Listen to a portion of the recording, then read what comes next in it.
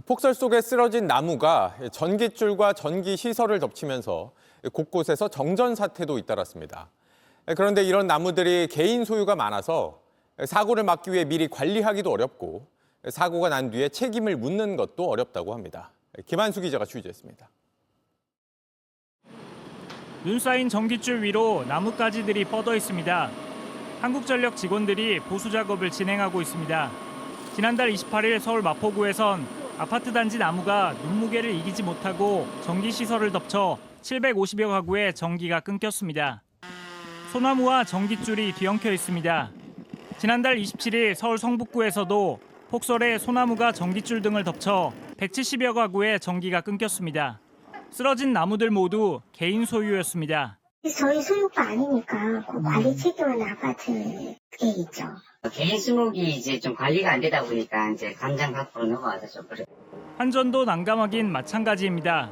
한전은 재해를 일으킬 우려가 있는 전기시설물 주변 식물을 제거할 수 있지만 소유주의 동의를 얻어야 합니다. 한국전력 관계자는 아직 발생하지 않은 자연재해를 이유로 소유주의 동의를 얻기가 쉽지 않다고 했습니다. 긴급한 경우엔 먼저 조치하고 나중에 나무 소유주에게 통보할 수는 있지만 법적 분쟁에 휘말릴 수 있어 소극적일 수밖에 없다고 합니다.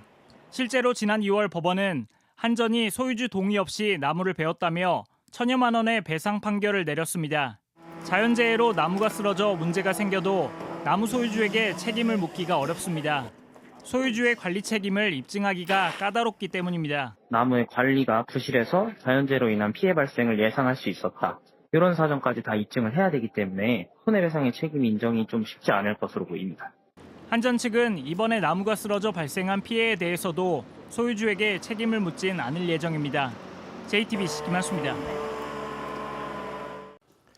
JTBC 뉴스를 시청해주신 여러분 고맙습니다. 저희는 저녁 6시 50분 뉴스룸에서 뵙겠습니다.